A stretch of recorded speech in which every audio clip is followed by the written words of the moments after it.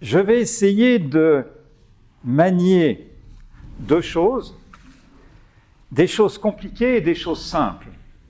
C'est-à-dire que des choses simples, je vais vous raconter un peu une histoire et comment on trouve un livre ayant appartenu à Calvin et qu'il a continué à corriger la dernière édition de l'Institution de la religion chrétienne. Comment cela est-il possible? Donc, la chance d'avoir découvert ce livre, et puis ensuite d'avoir étudié ces corrections, savoir qui avait corrigé, parce que je me suis rendu compte que ce n'était pas seulement Calvin. Et évidemment, on va entrer un peu dans cette élaboration. Tout se fait en latin. Calvin était parfaitement bilingue. Donc, pour lui, la théologie, il pouvait l'écrire en latin ou en français.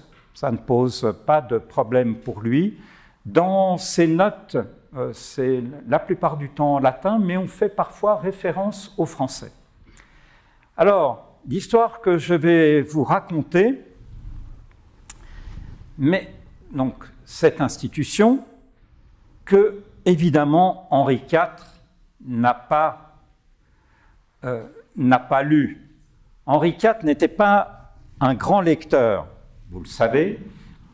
Il n'avait pas le temps, il faisait beaucoup d'autres choses. Compter Fleurette prend beaucoup de temps. Un ami bibliophile me disait à la fin de sa vie ce que j'ai pu perdre de temps avec les femmes.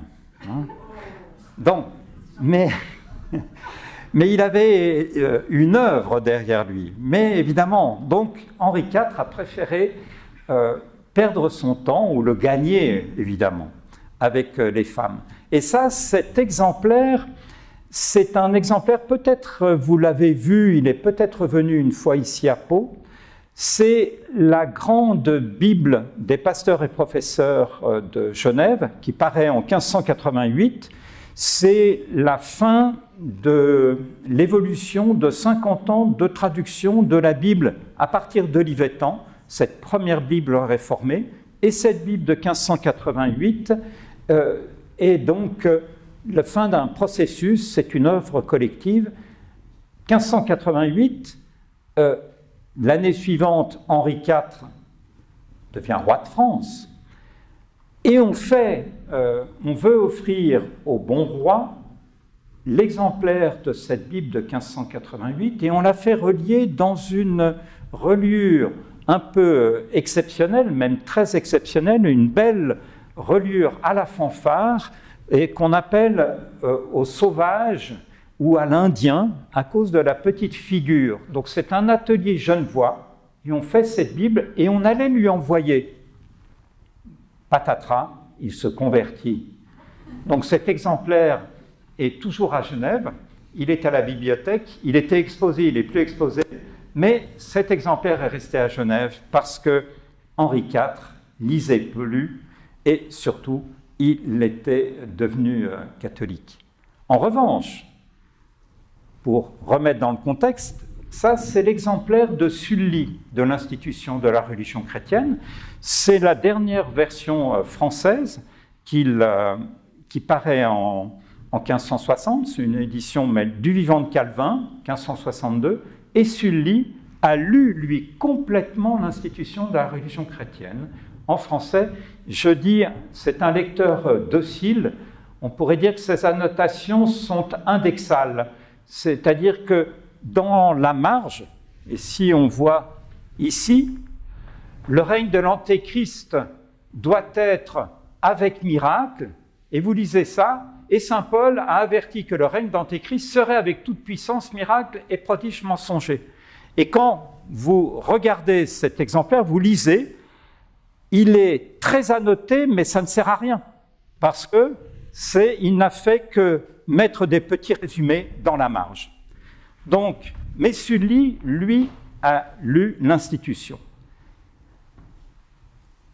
Donc voilà le contexte. L'Institution, c'est, on peut dire, le premier traité de théologie écrit en français. D'abord, Calvin va l'écrire, et c'est un petit livre, qui s'inspire du catéchisme de Luther en 1536. Le texte est en latin. Et puis on a une seconde version en 1539 qu'il traduit lui-même en 1541. Calvin produit beaucoup.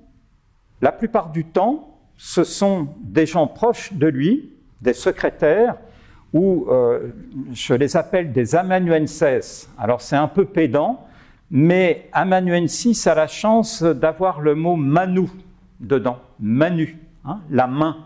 Et l'amanuensis, c'est celui qui est la main de son employeur, de son maître. Là, évidemment, il n'y a pas question d'argent. Ces secrétaires sont reçus et vivent chez Calvin. Ils ont le couvert, le logis, et en échange, ils vont traduire, copier, écrire des lettres pour le maître.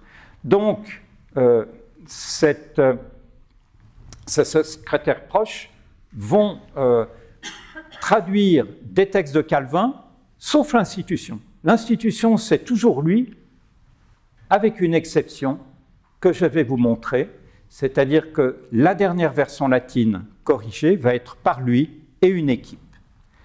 Alors, mon enquête, elle commence comme cela. Je suis éditeur aussi.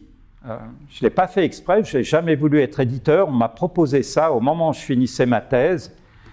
Et j'ai demandé un an de réflexion pour voir un peu. Et j'ai dit oui à la fin de ma thèse et le lendemain du jour où je l'avais déposée. Mais en même temps, Étienne l'a rappelé, je suis historien, je suis chercheur et il me faut cette partie de recherche et d'histoire personnelle pour pouvoir ensuite donner du temps aux auteurs de la maison d'édition et résoudre tout problème que l'on peut avoir avec une maison d'édition. Eugène Diderot, qui a fondé la maison, est venu s'installer à Genève en 1948. Et donc j'avais approché une société savante genevoise qui s'appelle la Société de lecture, et je connais bien la directrice, en disant, voilà, on va fêter les 70 ans, j'ai dit avec elle évidemment, de la maison d'édition, de l'installation à Genève. Et donc, ça serait bien de faire une petite réunion à la Société de lecture. Oui, donc on a organisé ça avec deux auteurs de livres récents. Donc, il y avait la partie historique et puis la partie la plus contemporaine. Et par gentillesse, elle nous a fait membres de la Société de lecture pendant cette année. Alors, ça n'a pas été en 2018 parce que le programme était trop plein. Vous allez comprendre que ce n'est pas seulement anecdotique, mais 2019, en mars, on a cette réunion. Je deviens membre de la Société de lecture, je l'avais été, je ne l'étais plus, et je revenais, voilà, j'étais membre d'honneur pendant un an, et en décembre, je me dis, mince, tu es membre de la Société de lecture, et tu n'as pas été regarder le catalogue et les choses anciennes. Donc, j'y vais. Le bibliothécaire me dit, ah, mais il n'y a pas de problème, je vous connais. Donc, il me dit, je lui dis, je ne veux pas voir les catalogues informatiques, je ne veux voir que des vieux catalogues papier ou des tiroirs de catalogues, je veux voir comment, voilà, des choses anciennes. Et il me dit, mais alors, venez avec moi, on va aller dans la réserve. Il va dans la réserve et il me sort un livre, celui qui est là, qui est... Alors, ça ne vous dit rien, mais ça dit rien à beaucoup de gens, mais pour moi, c'est l'étiquette qui est sur ce livre ressemble exactement aux étiquettes que l'on met sur les livres de la bibliothèque de l'Académie de Calvin, dont on fait le catalogue en 1570. Donc, on est à la Société de lecture, on n'est pas à la bibliothèque publique universitaire, l'ancienne bibliothèque de l'Académie. Qu'est-ce que ce livre fait là? Donc, je m'étonne et je l'ouvre. Alors, je reviendrai après, mais voilà ce que je vois. Je l'ouvre et je reconnais la main de Calvin. Alors, on reconnaît la main de Calvin parce qu'il a un R majuscule très tarabiscoté, qui lui est propre. Il a un H qui est comme un poignard, vous voyez là, un H. Et on a un autre élément, c'est le A, qui est comme une pointe de flèche. Hein? Donc, repone adeaque, anc pagina sequente. Ce qui veut dire déplacer sans rien changer, cela à la page suivante. Comment se fait-il que cet exemplaire qui est là à la Société de lecture, qui a des notes de Calvin, qu'est-ce qu'il fait là? Alors, je ne dis rien. Je continue à demander les livres au XVIe siècle, ce qu'ils ont qui pourraient m'intéresser, à me montrer, et ils me montrent plusieurs autres livres du XVIe siècle. J'en prends deux de nouveau, plus celui-ci, et je vais travailler dans la salle de lecture avec ces trois livres. Et le lendemain, je reviens avec un appareil photo parce qu'on me laisse travailler, prendre des photos, et je fais une campagne photographique en prenant, il y a 104 annotations, en prenant plus de 200 photos, je prenais toujours la page plus cet élément. Et ensuite, je travaille chez moi. Alors, comment? Parce que je reviens en arrière. Je vous ai laissé là cette étiquette, ce livre. Comment ce livre qui est à... Vous m'entendez bien si je parle comme ça, hein? Voilà. J'ai été un peu prédicateur aussi, donc voilà, j'arrive, ma voix peut porter. Donc,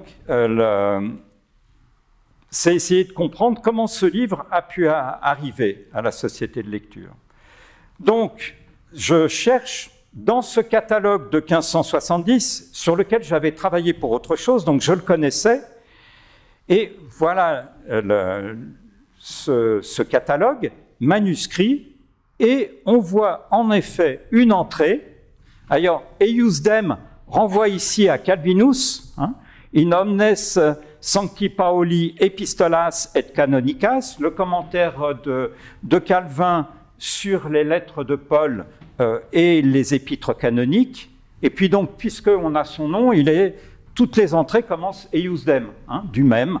Donc, Eiusdem institutio religionis Christianae. Donc, l'institution de la religion chrétienne. Quelqu'un a fait le catalogue, enfin, a édité de manière critique ce catalogue, mais n'a pas identifié, vous voyez, vous n'avez pas de date avec. Donc, il y a des dates et des formats pour les livres en français qui sont peu nombreux. Pour les livres en latin, vous avez le titre « Débrouillez-vous ». Donc, ce livre-là, eh bien, dès l'entrée en 1570, il est bien dans la bibliothèque de l'Académie. Alors, là aussi, enquête, et je vous la présente un peu à l'envers, mais c'est de chercher. J'ai en effet essayé de comprendre comment ce livre vient dans une société philanthropique alors qu'il était à l'Académie. Ben, c'est qu'un monsieur Jean-Marc Dupont, qui était un conseiller genevois, famille patricienne, une collection extraordinaire de manuscrits et de livres du XVIe siècle, meurt sans enfant. Son frère donne à la bibliothèque de Genève, surtout les manuscrits, et encore aujourd'hui, enfin, on vient du monde entier pour voir les manuscrits qui étaient les manuscrits Dupont, plus les éditions du XVIe siècle. Et on a, à ce moment-là, au moment du don, 1838, on a 2 exemplaires à la bibliothèque. On a l'exemplaire Dupont, c'est moi qui l'ai mis là sur la couverture, il est à l'intérieur, Et puis, on a toujours notre institution. Vous voyez que, hein, d'un côté, on a une reliure, elles sont toutes les deux en veau, mais on a un veau moins fatigué, avec une belle marque, et là, on a un veau plus fatigué. Plus, à l'intérieur, on a un exemplaire réglé. Vous voyez, donc à la main, on tirait des traits à l'encre. Vous avez dû souvent voir ça sur des livres anciens. Donc, l'exemplaire du Pan, il est plus beau. Il n'est pas griffonné avec toutes ces petites notes qu'on a partout. Et donc, il peut être échangé. Il faut voir que c'est une pratique des bibliothèques, qu'elles soient publiques et privées, mais surtout publiques au XVIIIe siècle. On organise des ventes de doublets. C'est aussi bien à Lyon. Quand vous voyez ces catalogues-là, vous dites, mais si j'avais été là présent, je pouvais m'offrir la Bible d'Alcala en 8 volumes, les œuvres complètes d'Erasme dans la première édition de 1540, enfin, des trésors, des choses qu'on ne voit plus en vente aujourd'hui. Et donc, les doublets, les catalogues existent, on les consulte, on peut même les trouver sur Internet. Donc, on va, à Genève, avoir plusieurs ventes et des catalogues de vente. 1838, on a 2 exemplaires. En 1846, le frère du Pan meurt et il faut lui trouver un remplaçant. Il était lui aussi conseiller et il était l'un des directeurs de la bibliothèque. Et là, on trouve comme nouveau, ce n'était pas un directeur unique, mais c'était un pool de 3 ou 4 directeurs de la bibliothèque. Ce qui n'est d'ailleurs pas idiot, hein, chacun ses spécificités. Et on trouve quelqu'un qui est en même temps le président de la société de lecture. Donc, il s'appelle le docteur Chaponnière, il est président de la société de lecture et il devient l'un directeur de la bibliothèque publique de Genève. Vous savez tous, nous avons les uns et les autres eu des responsabilités dans des conseils, dans ces sociétés, des associations. Quand on rentre dans un conseil d'administration, on ne commence pas par la ramener. On est mezza voce, on regarde ce qui se passe, comment ça fonctionne, et puis, au bout de quelques semaines ou mois, on va pouvoir commencer, nous aussi, à prendre la parole et participer. Mais, en tout cas pas la première réunion après qu'on a annoncé votre nomination. Eh bien, le docteur Chaponnière, en 1946, première réunion après sa nomination, dit « La société de lecture a des exemplaires en double de la revue des Deux Mondes. » Vous savez, elle est assez célèbre en ce moment avec une dame Pénélope. J'ai oublié son nom de famille, mais ça doit vous revenir. Hein? Donc, la revue des Deux Mondes, on a 14 numéros à double. La société de lecture, créée en 1818, donc c'est encore une jeune société, consentirait à les échanger contre quelques doublets de la bibliothèque publique. Alors, ce n'est pas du tout un enrichissement personnel, il fait ça pour la société de lecture, mais il choisit un nombre d'exemplaires avec l'avis de Mélenchon par Camerarius, avec les 4 volumes d'Élie Dupin sur l'histoire protestante. Enfin voilà, plus de 20 volumes contre 14 exemplaires de la Revue du Deux Mondes, en fait, qui deviendront 18. Et d'ailleurs, je vais vous lire le passage parce que je me suis amusé à faire ça. Donc, j'ai mis le nom de Pénélope Fillon à l'index, pour ne pas la nommer, mais je ne l'ai pas cité dans le texte. Donc, voilà, à la page 39,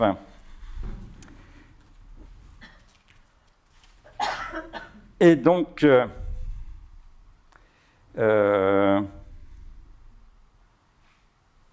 alors,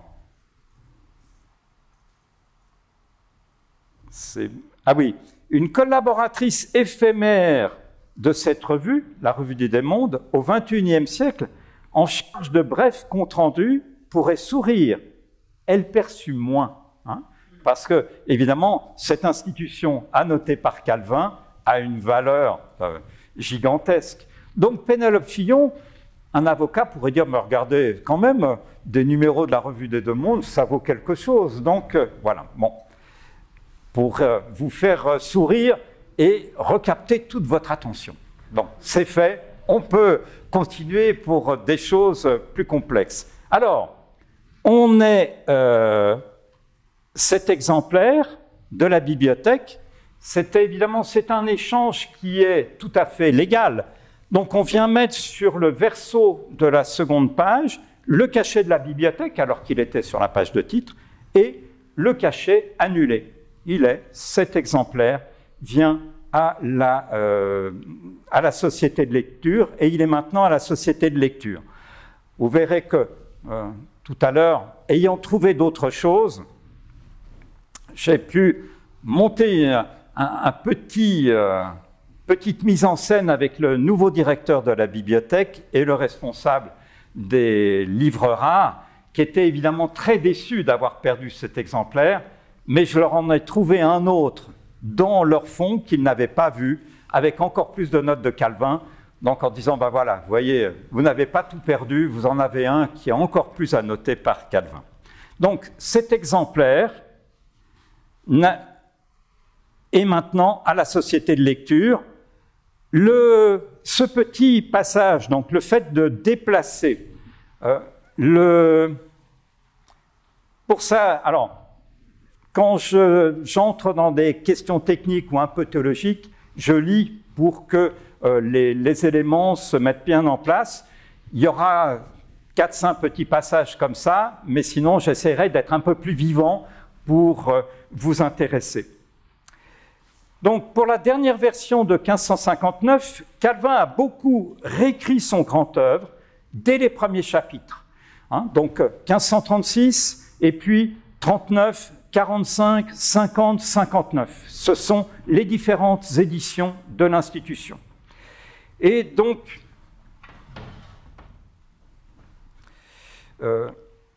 il s'est servi, pour réécrire cette version de 1559, d'un exemplaire de son édition de 53, qui est elle-même une reprise de 50, déjà chez Robert Estienne, dont il a profondément modifié la structure, créant 4 livres, alors qu'on n'avait qu'un seul livre, tout en déplaçant moult paragraphes. Ce paragraphe 3 qu'il fallait changer, et vous l'avez, hein, c'est-à-dire que là, j'ai fait évidemment, c'est le verso que je vous ai mis comme s'il était la page 4, là on a la page 3, le verso, la page 4, il faut le mettre, évidemment, là où on retrouve le double dièse. Donc ce paragraphe 3 du chapitre 3, commençant par « hoc quidem », était un ajout neuf, manifestant sur une page volante qui intégrait en outre dans sa seconde partie le chapitre 10 du premier chapitre de l'édition de 1553. Et dans le livre, d'ailleurs, j'ai toute une page pour donner tous les déplacements. Puis à la fin, je dis, je pense que, amis lecteurs, vous êtes perdus. Hein, donc je vais arrêter de vous redonner tout cela. L'idée, c'était de montrer comment Calvin réécrit, comment il déplace, comment il supprime. Et c'était très complexe pour le compositeur d'avoir des bouts d'une édition avant, d'avoir des pages manuscrites, des petits bouts de papier qui viennent. Donc, dans ce chapitre 3 déplacé, qui vient comme le 2, c'est sans compter que l'erreur de ce déplacement pouvait venir aussi d'un de ses secrétaires ou de lui-même, qui pouvait avoir évidemment écrit 3-2 au lieu de 3-3. Si Montaigne affirma plus tard qu'il ajoutait, mais que jamais il ne supprimait, hein, ces fameuses allongeailles dans les essais, Calvin, lui, a modifié la structure, a supprimé, a beaucoup réécrit. Et c'est une écriture qu'on a appelée en perpetuum mobile. C'est un livre de Michel Jeanneret, peut-être quelques-uns l'ont lu ici, ce qui est une marque de, pas seulement littéraire, mais aussi artistique de la Renaissance. Et Michel Jeanneret, par exemple, vous montre les esclaves de Michel-Ange, qui sont des sculptures qui ne sont pas achevées, parce qu'elles peuvent encore être modifiées. Donc cette écriture en perpetuum mobile, elle va être celle de Calvin. Il retravaille de manière permanente. Alors, on connaît le début de l'institution, de la religion chrétienne. Hein. Les deux choses qui comptent, c'est la connaissance de Dieu et la connaissance de soi. Et dans ce début, comme nous sommes dans le début de l'institution, Calvin reprend cette question de la connaissance de Dieu et de la connaissance de soi. Et quand on lit les textes, on se rend bien compte que le paragraphe n'est pas à sa place. Je ne vais pas vous donner tout le développement. Croyez-moi, quand on lit, on se rend bien compte qu'il n'est pas à sa place. D'ailleurs, cette correction sera vite effectuée. Alors, pour défendre un peu le métier des éditeurs, puisque je suis aussi éditeur, c'est Jean Crespin qui va nous expliquer combien Calvin lui a donné une copie mal fichue de l'institution. Hein. L'avertissement au lecteur. Pour ce que la copie de l'institution présente était difficile et fâcheuse à suivre, à cause des additions écrites les unes en marge du livre, les autres en papier à part, il ne s'est pu faire encore. Alors, et on a le haut là. Encore que nous y princions garde de près, qu'il ne soit demeuré quelque faute et omission, laquelle vous excuserez et corrigerez ainsi. Et vous avez une série de passages qui sont qu'il faut évidemment restituer à l'endroit du livre. Et dans plusieurs livres de Calvin, vous savez ce type d'ajout, plus d'ailleurs que chez Luther. Donc il y a dans la manière de Calvin d'envoyer un torchon chez l'imprimeur, vous savez, hein, vous avez tous vu des livres avec les paperoles de Proust, ou des livres, des manuscrits de Marguerite Yourcenar avec des papiers ajoutés, et ça m'arrive comme éditeur de dire à des auteurs, je ne crois pas vous insulter en vous disant que vous n'êtes ni Proust ni Marguerite Yourcenar, donc s'il vous plaît, donnez-moi un manuscrit propre, vous le reprenez, parce que j'ai des gens, souvent d'ailleurs, c'est au moment de l'édition d'une thèse, qui réécrivent la totalité du livre. Et ça m'est arrivé plusieurs fois de dire, vous allez entrer toutes les corrections dans votre fichier Word, vous allez régler la facture de la composition, grâce au contrat, il est responsable, c'est-à-dire que l'éditeur prend 5 et même je prends 10% de la partie de correction, mais tout ce qui est en plus, ce n'est pas possible. Et ensuite, vous intégrez tout ça et on va repartir à zéro. Donc voilà, et comme ce n'est pas Marguerite Yourcenar ou Proust, je ne garde pas le manuscrit avec exactement comme un Talmud ou un Midrash, vous avez le texte et puis tout autour c'est écrit, des corrections dans tous les coins. Donc, Calvin, lui, il faisait ça. Et comme c'était Calvin, c'est pas Marguerite Yourcenar ou Proust, mais c'est quand même pas mal, hein, donc les imprimeurs acceptaient, travaillaient, mais ils disaient bien, voilà, il y avait des manques, et là, c'est une critique forte de Calvin, que l'on trouve plusieurs fois sur la qualité de son texte. Alors, voilà, pour vous expliquer pourquoi Calvin, dans cet exemplaire, dit qu'il faut déplacer un paragraphe et le remettre au bon endroit. Mais c'est peut-être lui qui l'avait fait, cette erreur, lui ou ses amanuenses, c'est-à-dire ses secrétaires de la garde rapprochés.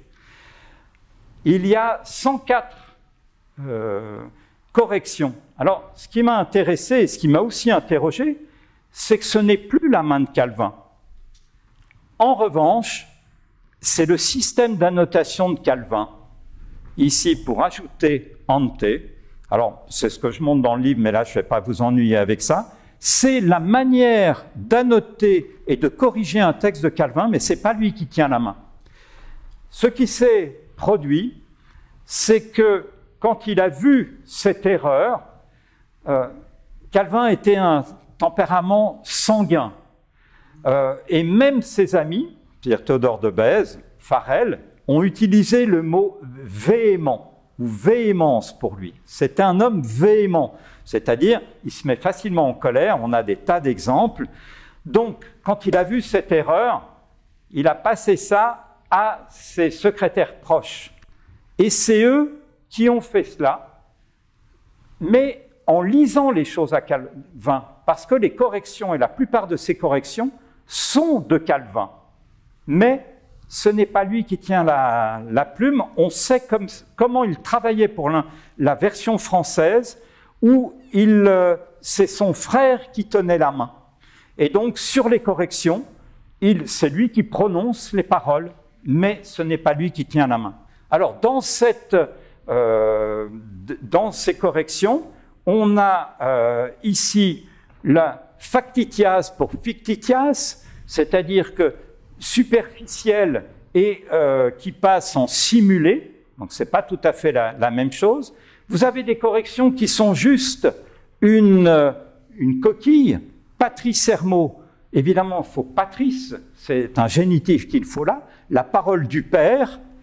Vous avez ici une assimilatio pour assimulatio, qui est une graphie archaïque, qu'il utilise. Et d'ailleurs, ce qui est intéressant, c'est que dans ces corrections, il y a plusieurs passages d'une graphie archaïque en une graphie plus moderne, mais vous avez plusieurs fois, 2 fois, une graphie moderne où Calvin, en le repensant, met une graphie archaïque. C'est-à-dire qu'on peut, évidemment, avec le latin, choisir une graphie plus classique ou une graphie plus moderne, puisque n'oubliez pas que tous ces gens parlaient le latin, échangeaient.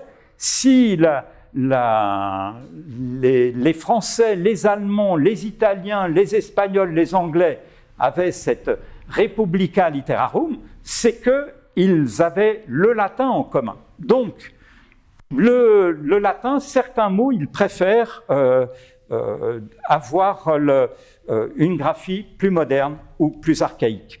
Alors, et puis, la 4e est un peu plus compliquée, c'est ante, et ce qui est intéressant, c'est que ça me permet de dater ce travail. L'institution paraît en 59. En 1560, il y a la nouvelle traduction française, et on a plusieurs éléments qui montrent qu'il y a un regard sur la traduction française, et que comme on a traduit comme ça en français, il faudrait peut-être ajouter.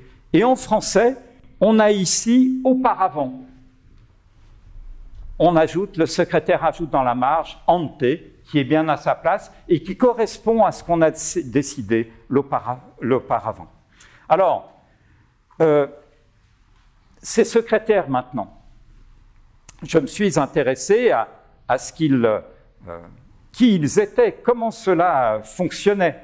Donc, ces secrétaires, vous avez ce que j'appelle 3 ateliers. Si j'avais écrit ça il y a 40 ans, j'aurais appelé ça la famille. On a comme ça un livre célèbre sur la famille d'Erasme, c'est-à-dire les gens qui travaillent autour de lui. Et aujourd'hui, vous avez vu que le mot fabrique, je n'ai pas fait exprès, mais il est partout maintenant. On parle de fabrique. Et donc, je considère que le mot, c'est pas mal pour Fabrique Calvin parce qu'il a 3 ateliers. Il a un premier atelier avec quelqu'un qui note ses sermons au pied de la chaire. On appelait à l'époque un tachygraphe, c'est devenu un sténographe. Aujourd'hui, avec les enregistreurs, je crois que ça ne va plus exister, les sténographes, ça ne sert plus à rien, la sténo. Donc, tachygraphe, il est sous la chaire de Saint-Pierre ou de la Madeleine, c'est là où surtout Calvin prêchait, et il note tous les les sermons de Calvin, ce qui est intéressant, c'est qu'un homme, si quelqu'un avait enregistré ou s'est enregistré, comptait le nombre de mots que je prononce en 1 heure, c'est environ entre 6500 et 7000 mots. Or, un sermon de Calvin fait entre 6500 et 7000 mots. C'est-à-dire qu'il parlait comme je vous parle maintenant, pour que son auditoire le suive, donc pas trop vite, pas trop lentement non plus. Et ce tachygraphe, après 1 année, arrive à prendre entre 6500 et 7000 mots. C'est-à-dire qu'il a un système qui est au point, avec des abréviations bien sûr, sinon il ne peut pas tout prendre, et arrive à prendre la totalité. On a souvent dit qu'on arrachait les sermons des mains de Calvin. Calvin a cherché 2 personnes avant celui qui est devenu le tachygraphe officiel. Donc on voit bien qu'il cherchait quelqu'un, puisqu'il préparait peu, sinon pas ses sermons. Il avait besoin de quelqu'un qui fasse une copie parfaite. Donc ça, c'est un cercle. Et puis, les leçons de théologie, il y a un second cercle de ses secrétaires proches de lui qui prennent les notes pendant ces leçons de théologie. Rentré à la maison, il y en a un, on connaît son nom, il nous a expliqué ce qu'il faisait, il a pris 1 ou 2 séries de notes de 2 autres auditeurs de Calvin, il les met au propre, et le lendemain matin, il vient lire à Calvin, qui vient modifier ou pas. Là, on ne sait pas ce qui se passe, on n'a évidemment pas les notes, ça serait trop beau, et tous les 2 ans, sort un livre de ces leçons de Calvin. Donc on voit bien que c'est un système qui est bien rodé pour les leçons de théologie. Et le 3e cercle, c'est le cercle le plus étroit. C'est ceux qui notent quand Calvin dicte, c'est ceux qui vont traduire un texte important de Calvin de français en latin ou de latin en français. Et il y a alors, on n'avait pas mis ça en lumière et on ne connaissait pas, c'est le rôle d'Antoine Calvin, le petit frère. Et le petit frère de Calvin, c'est lui qui très souvent prend la plume, et il y a encore un 2e secrétaire de la garde rapprochée. Donc c'est intéressant de voir que c'est un travail presque collectif. Il y a, évidemment, c'est Calvin qui pense, c'est la pensée de Calvin, mais son frère, ou ce secrétaire proche lui dit « Mais attention, tu as écrit ça comme ça en français, est-ce qu'il ne faudrait pas qu'on modifie? Est-ce qu'il ne faudrait pas clarifier ?» Alors, c'est ce que je vais maintenant vous montrer avec 2 exemples. Vel ex duobus, vel ex duabus naturis. C'est-à-dire, est-ce que c'est de 2 choses ou est-ce que c'est de 2 natures? Donc, pourquoi? Parce que dans la version française, on a deux natures. Donc, c'est, sans que ça soit dit qu'on se réfère au français, on a là, c'est un passage compliqué. Vous savez, la divinité du Christ, à la fois complètement homme et complètement Dieu, a été conceptualisé, a été pensé, écrit, discuté, problématisé, et c'est pas toujours facile. Et même là, Calvin prend une allégorie, c'est un peu exagéré, mais en tout cas associe ces 2 natures au corps et l'esprit de l'homme. Et donc, il essaye de donner à son lecteur une association qui puisse lui parler. Mais les 2 natures du Christ, à la fois homme et Dieu, ne se résument pas entre le corps et l'esprit. Donc, c'est pour ça que cette petite remarque, est-ce que c'est de deux natures? Il faut peut-être plutôt mettre l'accent sur les 2 natures. Donc, c'est ce que nous dit cette correction, mais très intéressant. C'est-à-dire que le secrétaire n'est pas seulement quelqu'un qui note comme cela, mais il pose des questions. Et donc, c'est un moment là où il travaille sans que Calvin soit présent, puisqu'il va poser la question à Calvin. Vous voyez, ce travail est fascinant parce que, c'est un bout de ma conclusion, mais je peux vous la donner comme ça déjà, c'est peut-être avec ça qu'il faut repartir, c'est Calvin, à la fin de sa vie, va relire les textes qui sont les plus importants pour lui, pour les polir et laisser à la postérité son œuvre la plus parfaite possible. Donc ça, avec l'institution, on peut imaginer que ça soit une 6e édition. Comme Montaigne écrit sur les essais, sur l'exemplaire de Bordeaux, il met à la main 6e édition. Eh bien, on aurait pu avoir ici la même chose, ce serait une 6e édition pour la parfaire, pour que l'expression, jusque dans des termes simples, de prendre une graphie archaïque ou une graphie moderne, pour que ça soit le plus parfait. Deuxième exemple important, c'est Quartam Vero, advenis pauperibus, ut Gallicu abet, c'est aux pauvres étrangers. C'est l'illustration de ce que je vous disais, c'est-à-dire que sur un passage, sur l'aide que l'on peut donner aux gens,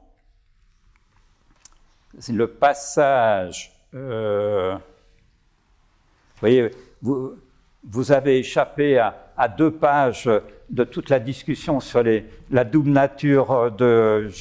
Vous pourrez, si jamais, le retrouver dans le livre, si vous avez envie, si vous dites « mince, quel dommage qu'on n'ait pas eu tout le développement théologique », voilà, vous pourrez la retrouver. Mais là, sur ce quartam, il s'agit d'un paragraphe sur la répartition des biens de l'Église en 4 parties. Pour les clercs, pour les pauvres, pour les édifices ecclésiaux, et la 4e enfin, pour les pauvres intérieurs, aussi bien pour les pauvres intérieurs que les pauvres étrangers. Pour ça. Donc, évidemment, la remarque, c'est de dire, mais vous avez, si c'est le secrétaire qui vous voit Calvin, vous avez déjà parlé des pauvres. Pourquoi là maintenant on a les pauvres étrangers, Donc, ce n'est pas nécessaire. Donc, il faut le dire autrement. Et comme ça a été fait en français, où on n'a pas ce redoublement pauvres et pauvres étrangers. Donc, l'intérêt d'aller voir, de nouveau, ce travail collectif de pensée pour améliorer l'expression de Calvin. Et puis, quand j'étais assistant en théologie, il y a 35 ans, c'est surtout Luther que j'aimais. Alors, je suis un peu bibliophile, j'avais eu la chance d'acheter l'édition Princeps de son commentaire sur la Genèse. Voilà, c'était des livres de Luther que j'aimais, mais je me dis quand même, il me faudrait, je suis à Genève, une institution latine et une française du vivant de Calvin. Mais il n'y avait pas, évidemment, Internet, on ne pouvait pas chercher, on avait des catalogues de libraires. Comme on a une bibliothèque dans cet institut, on recevait beaucoup de catalogues de libraires. Et donc, je vois une institution qui est une réédition de 1568. Donc, Calvin est mort depuis 4 ans, et j'ai ça chez moi. Et pandémie, donc c'est terminé. D'ailleurs, pendant 2 mois, mon intérêt profond, c'était de sauver la maison d'édition. On était passé de 200 000 à 22 000 francs de chiffre d'affaires. Enfin, il fallait faire des dossiers, un prêt auprès de la banque qui était garanti par la Confédération. Enfin, voilà. Donc, j'avais mis de côté ce travail. Et puis, le mois de mai, ça c'est mars, le mois de mai, on recommence, ça reprend. Ça reprendra vraiment qu'en 2021. Mais en 2020, voilà. Et là, j'ai l'esprit un peu plus libre et je m'y remets. Et à ce moment-là, un soir chez moi, je veux aller vérifier quelque chose dans l'institution. Je ne veux pas prendre une édition critique, et je vais chercher mon édition de 1568, qui est celle qui a suivi celle de 1559. Il n'y en a pas eu entre. Il y a eu une copie 8, mais mauvaise, mais celle qui est la bonne, c'est 68. Donc, je vais voir, et là, qu'est-ce que je découvre dans cet exemplaire? La correction manuscrite se trouve aussi dans cette édition de 1568. Une deuxième, troisième, 103 des 104 sont dans cet exemplaire. Personne n'avait jamais vu ça, c'est-à-dire que cet exemplaire a été prêté par Théodore de Bèze, qui était le recteur de l'Académie de Calvin, à un imprimeur qui s'appelle Perrin. Mais à ce moment-là, tilt pour moi, je veux dire, est-ce qu'il y a d'autres exemplaires comme ça? Et donc, je suis parti à la recherche et j'ai repris la bibliographie des œuvres de Calvin posthume de 1565 à 1600. Et je tombe sur celle-ci. Donc ça, c'est une édition 1578, 14 ans après la mort de Calvin. Alors, je vous donne la traduction. Dans cette dernière édition, nous avons en outre reproduit bien fidèlement de nombreux passages que Calvin avait corrigés de sa main dans son propre exemplaire. Dans son propre exemplaire? Alors, je reviens à la vente des livres de Calvin. Calvin, dans un testament, donne des sommes d'argent à un neveu, à une nièce, à une servante. Mais il n'a pas, évidemment, le premier sous-vaillant. Ce que l'on récupère, c'est sur la vente de ses biens, des vêtements et des livres. Et on vend des livres. On charge Théodore de Bèze de choisir des livres pour la bibliothèque de l'Académie, pour former les pasteurs, voilà. Mais dans la première vie de Calvin, et de nouveau, souvent les détails sont sous nos yeux et on n'a pas su les voir. Théodore de Bèze est le premier qui écrit une vie de Calvin. Il nous parle de la vente de ses livres qui ont été chèrement vendus à cause de la mémoire qu'en avaient des gens doctes. C'est-à-dire, s'ils ont été chèrement vendus, cet Eustache Vignon est le beau-fils de Jean Crespin, un de ces grands imprimeurs parisiens qui sont venus à Genève. Donc Jean Crespin, qui avait publié plusieurs livres de Calvin, avait acheté pour lui cette édition du commentaire sur les psaumes, qui fait partie des livres les plus importants de ce que Calvin a composé. Si c'est en 1578, si on avait toujours cet exemplaire, quand on a les manuscrits de Calvin, des bouts de papier qui viennent d'ici, de là, quand le travail de composition est fait, à l'époque, on ne jette pas le papier, c'est le point le plus important et le plus onéreux dans la fabrication du livre au XVIe siècle. On les garde et ça va nous servir à faire des reliures. C'est la reliure qui va être habillée de veau ou de ce que vous voulez. C'est surtout du veau à Genève, ce n'est pas de la peau de truie. Mais on va mouiller, coller ces papiers et ça sert à faire des reliures. Mais si Eustache Vignon, qu'il écrit sur la page de titre, a utilisé l'exemplaire de Calvin, 14 ans après la mort, il l'a gardé l'original. C'est certain. Où est-il maintenant? Et donc j'ai cherché dans les bibliothèques genevoises, pas de cet exemplaire. Et je suis parti à la recherche dans l'Arc lémanique. Alors, on a ici l'édition originale de 1557, sur laquelle est basée la seconde édition de 1578 que je vous ai montré. Mais il y a un exemplaire avec les notes de Calvin. À Lausanne, à la bibliothèque publique et universitaire, dans la marge, les notes de Calvin, qu'on trouve évidemment dans l'édition de 1578. Donc mon enquête continuait comme ça, avec un autre exemplaire, là, sur les commentaires sur les psaumes, avec des notes de Calvin. Alors, tout à fait aussi intéressant. Calvin était, alors c'est facile à dire, parce que je ne suis pas tellement plus fort que lui en hébreu, mais il savait l'hébreu comme un bon étudiant de théologie. Et de temps en temps, il ne voit pas d'ailleurs des coquilles dans ses différents, aussi bien ce commentaire sur les psaumes que pour l'autre que je vais vous montrer, il ne voit pas des coquilles en hébreu.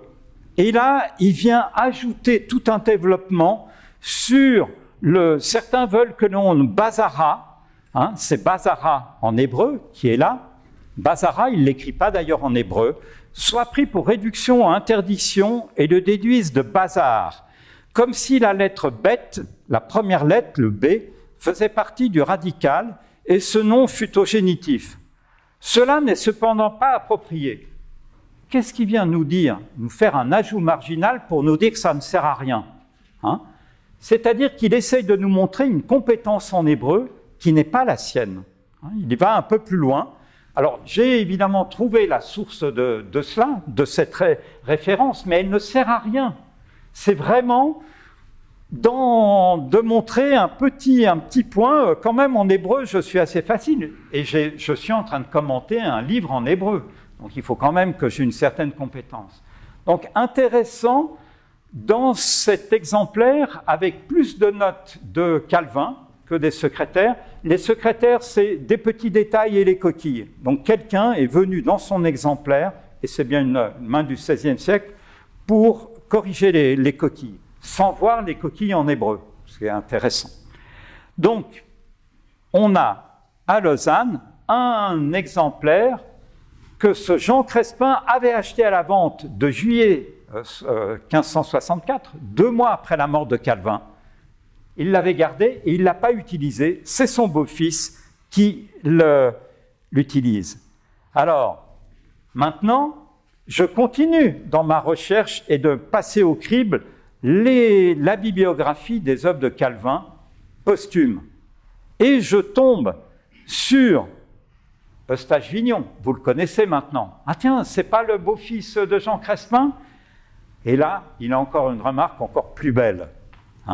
Parce que là, ex autographo ipsius autoris restituti. Ex autographo ipsius autoris. L'autographe même de l'auteur. C'est génial, ça. Donc, 1583, 19 ans après la mort de Calvin, il donne une nouvelle édition du commentaire d'Ésaïe. Là, c'est la 3e, parce qu'on avait déjà une édition précédente, en 1559, la première est de 1551, et on a déjà le fait, Nunc Demum, maintenant seulement par l'auteur lui-même révisé, enrichi et nettoyé avec force, travail et soin. Donc ça, c'est la 2e édition. Il existe cette 2e édition avec les notes de Calvin. Il fallait que je reparte à la recherche. Et là, c'est là ce que je vais faire avec cette mise en scène avec le directeur de la bibliothèque, c'est que ce livre, il n'a jamais bougé de la bibliothèque de Calvin et il se trouve dans la bibliothèque, et mieux que ça, il se trouve en ligne. Et il a une particularité qu'on trouve très peu souvent, c'est-à-dire que la note de Calvin, au lieu d'être massicotée par le couteau du relieur, a été découpée. Vous voyez ? On a voulu conserver la note de Calvin, et donc ça, c'est extraordinaire. Et d'ailleurs, le couteau du relieur, au début du XIXe siècle, il a vu qu'au début, il y avait des notes, mais il ne s'est pas rendu compte qu'à la fin, il y avait aussi des notes, et à la fin, c'est découpé, il n'y a plus les notes de Calvin. On les restitue, puisque 1583, lui, Eustache Vignon, avait l'exemplaire avec toutes les notes. Donc, il a imprimé toutes les notes, et les fins de mots, je les restitue avec certitude, puisque je les lis dans l'édition de 1583. Donc, cet exemplaire, là aussi, je voulais vous donner un exemple. Ce qui est intéressant, c'est sur le livre de vie. Vous savez que le livre de vie est important dans la Bible. Nos noms, les noms des élus, des sauvés, sont écrits dans le livre de vie.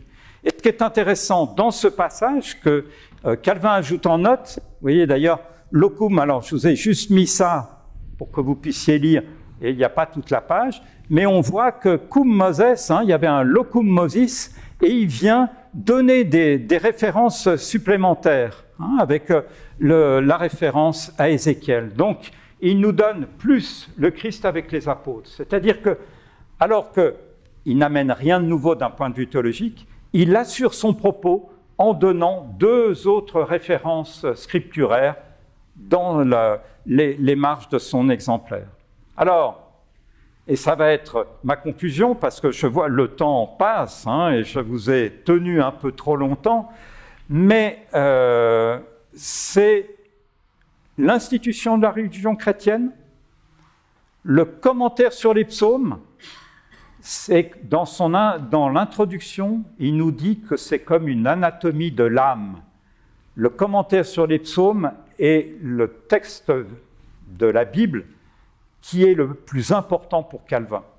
Anatomie de l'âme. Commentaire sur Ésaïe, qui est l'autre commentaire vétérotestamentaire le plus important.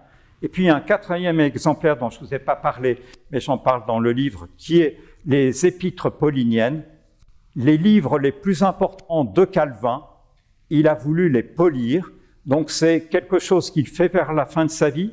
On a des éditions de 1559, 1557, et qu'il, dans des moments où il va être malade, il relit avec l'aide de son frère et d'un autre secrétaire pour polir le plus parfaitement possible et laisser à la postérité ses livres les plus importants. Il ne fait pas ça avec des traités polémiques ou didactiques, pour laisser à la postérité son œuvre la plus parfaite possible.